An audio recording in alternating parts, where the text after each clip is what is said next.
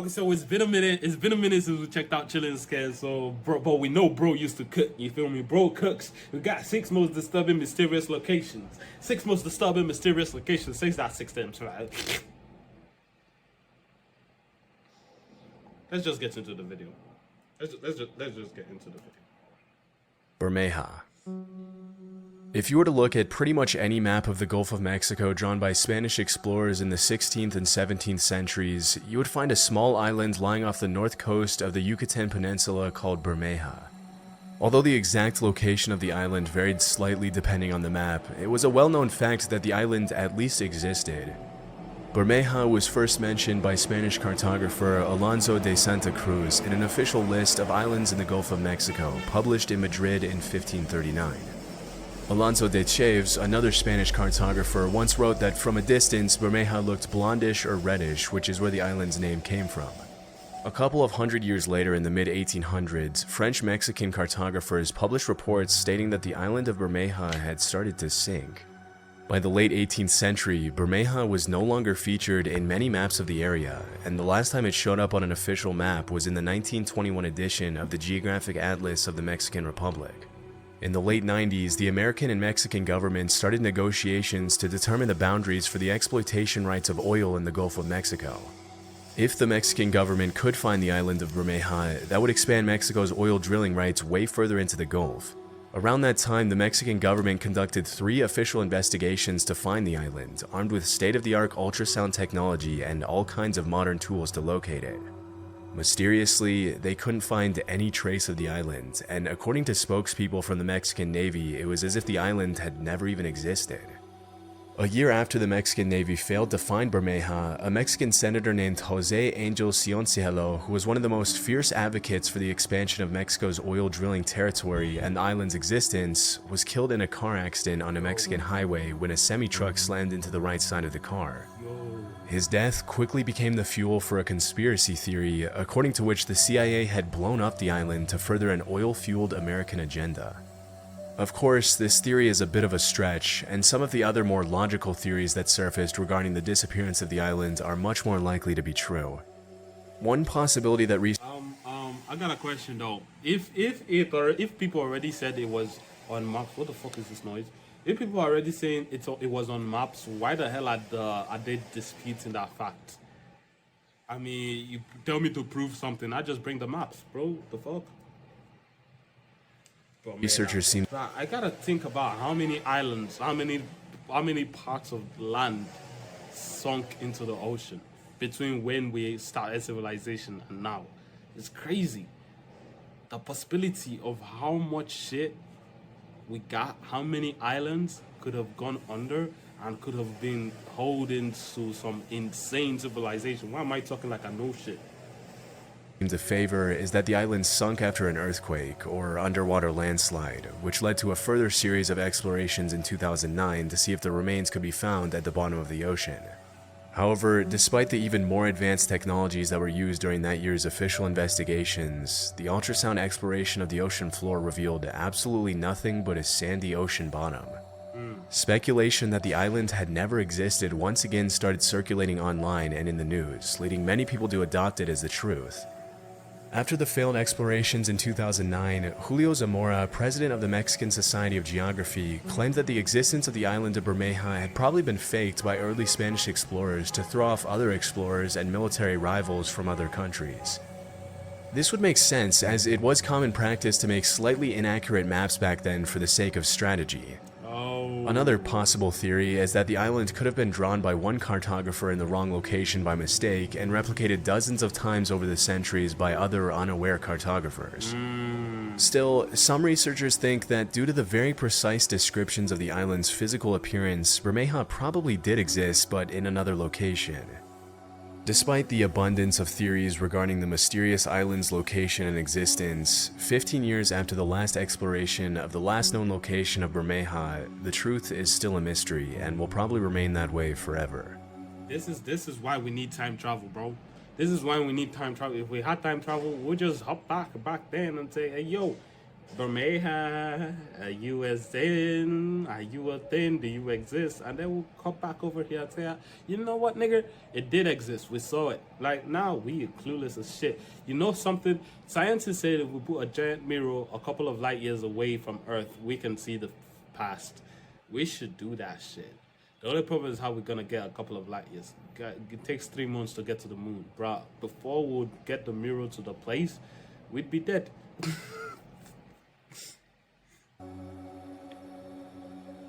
Overton Bridge. Is that it? Built in 1895 in Dumbarton, Scotland, the Overton Bridge is a Gothic-style bridge overlooking a 50-foot ravine that leads up to Overton House, a 19th century manor in the Scottish lowlands. Look at this building, bro. Nah, niggas was living good. Some niggas was living good.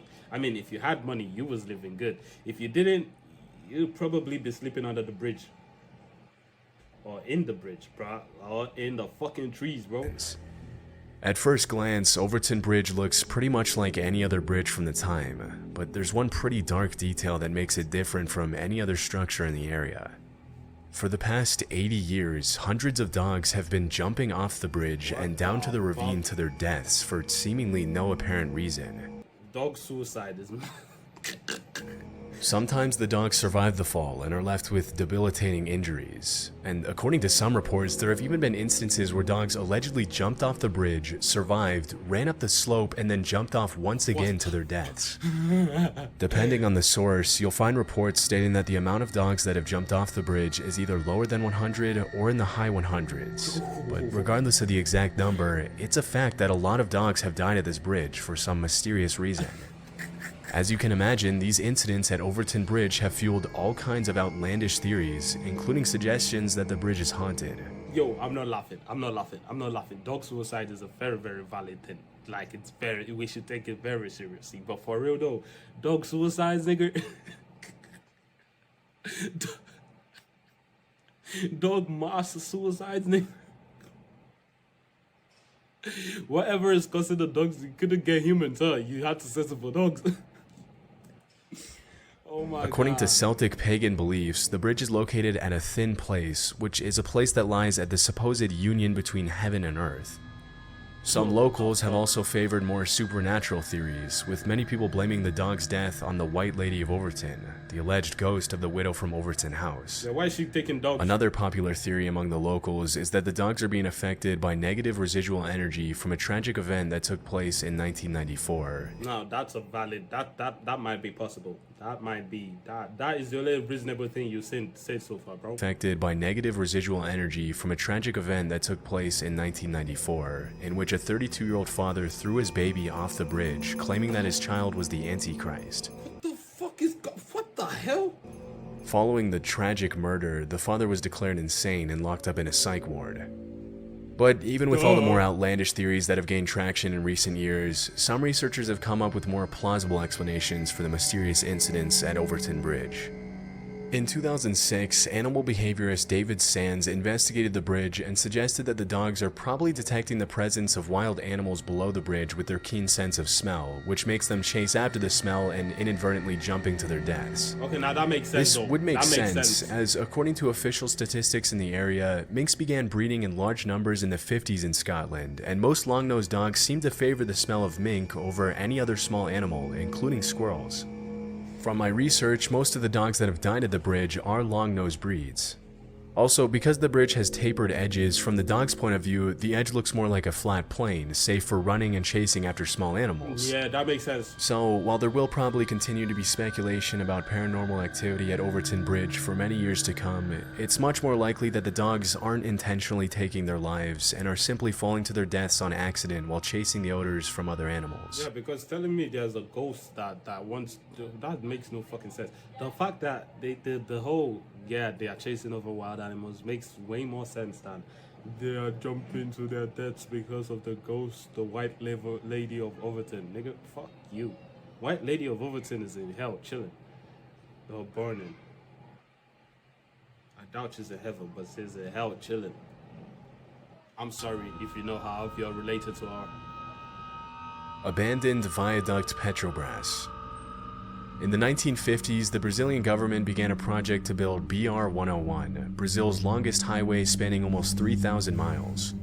In the 1960s, construction began on a segment of highway called the Viaduct Petrobras that was meant to cross the Brazilian jungle to connect Rio de Janeiro and Santos, São Paulo.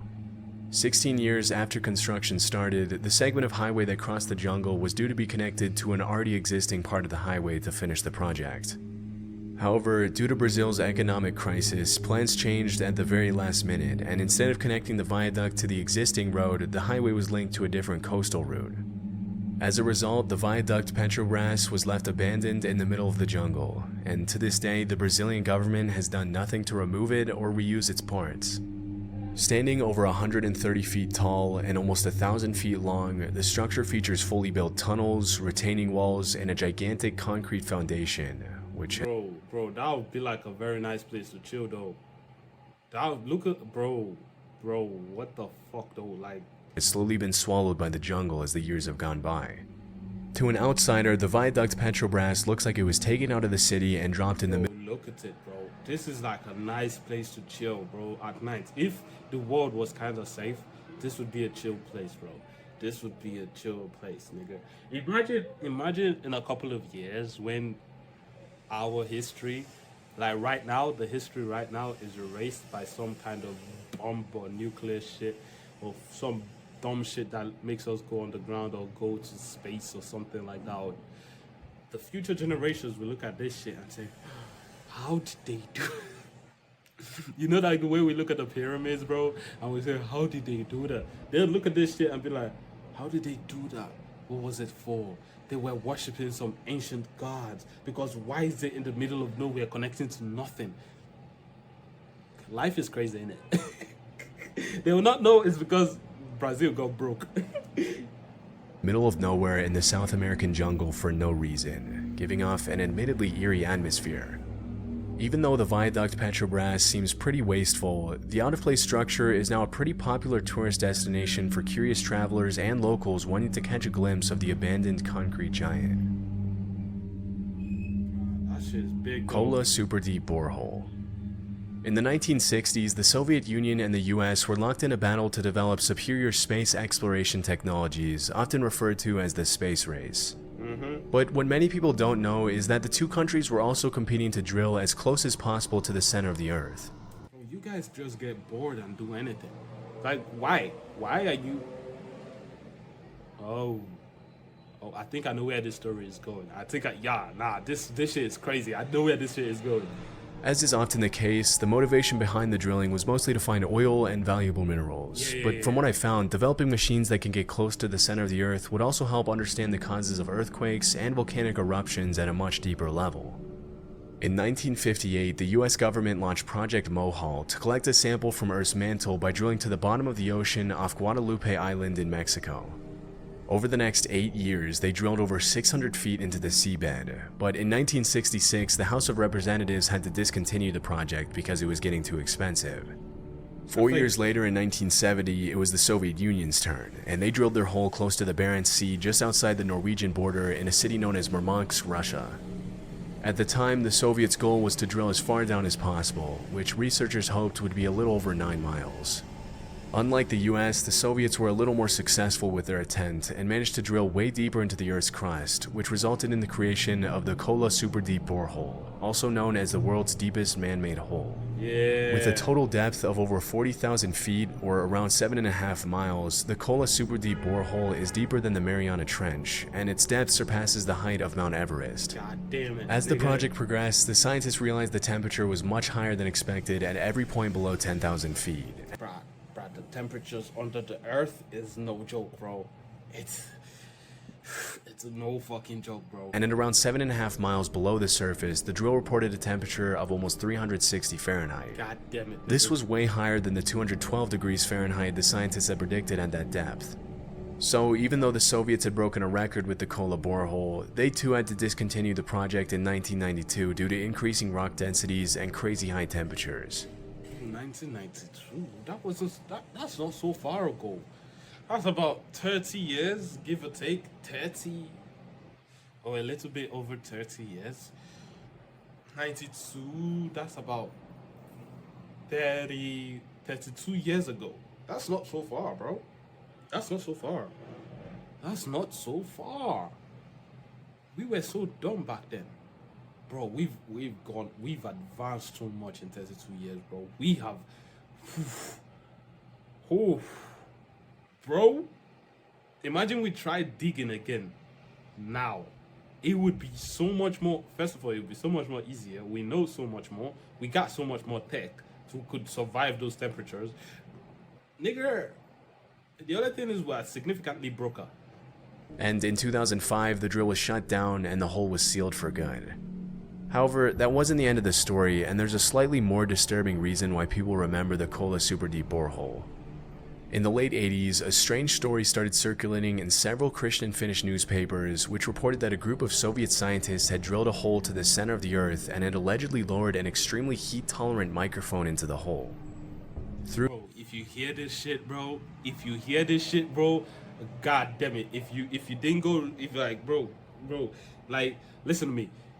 When you hear this shit you're about to hear, nigga, it's like, if you are easily manipulated, bro, you would literally think it's real. I promise you, man. When I was younger, I thought it was real for real. Through this, they supposedly heard a series of extremely disturbing, tormented screams coming from the bottom of the well. Throughout the 90s, the story spread to other countries, until even American newspapers were running it. As the story gained popularity, sound files with the supposed audio of the tormented screams from the center of the Earth started appearing everywhere online, with allegations that the screams came from tormented souls stuck in hell. As it was later revealed, the original recording of tormented screams was made from a loop of various sound effects and the soundtrack from the 1972 movie Barren Blood. From this point forward, it was pretty much common knowledge that the screams were fake. Oh, I really did think they recorded that shit, bro. Even till now, I thought they recorded it. Oh, it was. Oh, I really just thought it was fake, and there was some kind of a scientific explanation. Maybe sounds, air getting in there, bouncing off the words and shit, walls and shit. This makes more sense. However, it is a fact that some pretty disturbing sounds have been heard coming from the Kola super deep borehole, along with other super deep boreholes.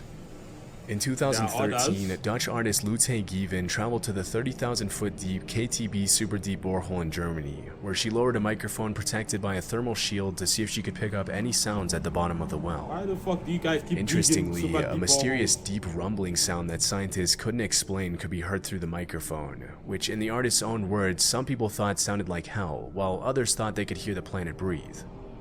Even though the sound is pretty cool to hear, even if a little haunting, the consensus among scientists is that the sound comes from layers and layers of rocks rearranging themselves after being moved around by the drill that made the hole. Potomsky Crater. Oh no, you didn't play the fucking... Come on, bro. How you gonna edge us on like that, bro? In 1949, a Russian geologist named Vadim Kolpakov... This face looks familiar as fuck. In 1949, a Russian geologist named Vadim Kolpakov stumbled upon a mysterious crater with a diameter of over 500 feet and a height of almost 140 feet in Irkutsk, Siberia. At the center of the crater, he found a little hill around 40 feet tall, which kind of looked like an eagle's nest with an egg inside it. Curious to find out what was inside the crater, Kolpakov made plans to climb the mound and take a look inside to confirm his hypothesis that the crater had been caused by a meteorite. But the locals warned him that Fire Eagle Nest, as it's become known all over the world, allegedly possessed evil powers, and whoever stepped inside it would be dead soon after. Dismissing the insistent warnings as superstition, he climbed the mound, but failed to find any rock samples that supported his meteorite hypothesis. I'm not gonna lie, I'd want to climb it too. Over time, more and more expeditions were carried out to the crater, including one in 2005 in which the leader of the investigation died of a heart attack shortly after visiting the crater. Based on the findings of recent explorations, scientists have ruled out volcanic eruptions, nuclear explosions, and impact from a meteorite as possible causes for the crater. Maybe it was a bomb. In the absence of a solid answer, some have started coming up with all kinds of theories to explain its origin, including the possibility that a UFO landing made the crater. What the fuck, nigga? Yo, niggas be saying anything. It could be a... But that gotta be a big-ass bomb. Okay, yeah, UFO back on the table, bro. Now I'm looking at the size of it. Now I'm actually looking at the size of the hole, bro. If it was a bomb, it gotta be a big ass fucking bomb, like a boom type bomb. Others have linked the crater to the Tunguska meteorite, the remains of which have never been discovered. One of the things that makes it so difficult to determine the origin of Fire Eagle Nest, or Kolpakov Cone as it's now popularly known, is that the crater... That shit is massive. Now, whatever had that impact, it could be a meteorite, bro. I'm like, bro. It's too big to be a bomb. Kind of, a landing makes sense because of the shape of it. A UFO landing makes sense because of the shape of it, like thrusters and what's not. And some meteorite bombing itself in there kind of makes sense too. Look at the sheer size of it. Compare it to the surrounding mountains, then you understand the sheer size of this shit, bro. It frequently changes shape, which suggests that whatever caused it is still affecting it to this day. Wait, what the fuck did you just say? Eagle Nest, or Kolpakov Cone as it's now popularly known, is that the crater frequently changes shape, which suggests that whatever caused it is still affecting it to this day. The only thing scientists know for sure is that the crater is around 250 years old, which they gathered from the rings on the trees growing on the mound. Could be a Titan. Strangely, it's been scientifically proven that the... It's how old? Scientists know for sure is that the crater is around 250 years old. God damn. That's like 50. That's like the 1800s, early 1800s, bro. Early 1800s. Damn. Which they gathered from the rings on the trees growing on the mound. Strangely, it's been scientifically proven that the trees closer to the crater grow much faster than normal, which is similar to what happened in the forests around Chernobyl after the nuclear disaster. The lack of solid explanations, coupled with the weird tree phenomenon, has been fuel to the fire of outlandish conspiracy theories about underground nuclear plants and nuclear-powered UFOs buried beneath the crater. To this day, scientists still haven't determined what caused Kolpakov Cone to appear, and no asteroid fragments or metal parts have been found in the crater to support some of the theories people have come up with over the years. As of today, the most logical explanation is that the mound could have been caused by the underground release of hydrogen fluids and heat from a nearby gas volcano. This could have caused changes in the size of tree rings, which would explain why scientists thought they were growing at an abnormal rate. Still, despite the more convincing explanations that have surfaced over the years, the origin of Kolpakov Cone will probably remain a mystery for many years. The origin of so many things are remaining a mystery, and we're just living it like that, bro. Like, come on, man. Years to come. Villa Epicune.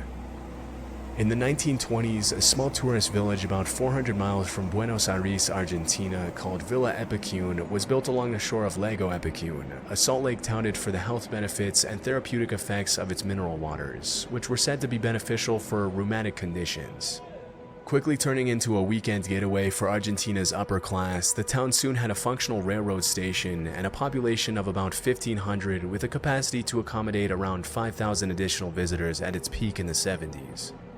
Due to its popularity as a weekend getaway for Argentine city dwellers, a lot of money was poured into Villa Epicune to expand its accommodations and make it as comfortable as possible for visitors. However, it seemed not a lot of resources or attention was dedicated to the containment dam that separated the lake from the town. Unfortunately, on November 10, 1985, the containment dam broke during a storm and a series of unusual strong winds. For 2 weeks, the water rose at a rate of ½ an inch per hour, until eventually the containment dam was completely destroyed by the water, after which all the locals had to abandon their homes and businesses and leave behind Villa Epicune.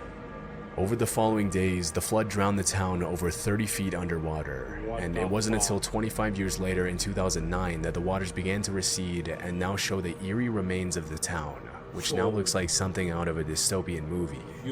From above, you can see the original layout of the streets of Villa Epicune, along with its many businesses and the houses 1,500 people called home. You know, it's things like this that really do happen. You feel me? I think I spoke about it earlier. Like, how many shit like this has happened over history? You know this isn't the first, bro. Like, it doesn't particularly have to be a dam. Like, something just shifted, and one chain of events led to another chain of events, and then before you know, a town is underwater. An entire city, an entire place is underwater that was well developed. Shit has happened over time and time again, and we got no fucking clue. because we all history of said place must have been erased. Back then, it wasn't like we had GPS or shit. You had to see the shit and then tell a map person that has to see the shit to draw the shit and then get other people to believe that said shit existed. So, bro, like, unless you were a resident back then, which you probably aren't alive anymore, you do not know if shit like this had existed back then and got swallowed by the ocean. The ocean is too powerful, bro. I think I'm waffling at this point. With its overgrown trees, rusty post-apocalyptic appearance, and ghost town vibes, Villa Epicune now draws in tourists and photographers from all over the world who want to get a glimpse of the ruins of the once bustling getaway town. Due to the high levels of salt in the water that once flooded the town, most of the buildings in Villa Epicune are covered with a thin white residue, giving the town an even more creepy appearance. One of the more interesting facts about Villa Epicune is that even after it was completely destroyed by the water and flooded for more than 25 years, as soon as the water receded in 2009, one of the locals, then 81-year-old Pablo Novak, decided to come back home and live out the rest of his days in Villa Epicune. Valid. Out of the original 1,500 residents of the town, Pablo was the only one who came back. As the lone inhabitant of Villa Epicune, Novak was officially named a cultural ambassador of the town in 2020. But unfortunately, in January 2024, Pablo Novak passed away at the age of 93. Valid final years, bro. Valid final years, bro. Clap it up for him, man. Valid final years. In the town, once again, completely abandoned. Valid final years, bro. Valid final years. Bruh. Why did this video feel... interesting.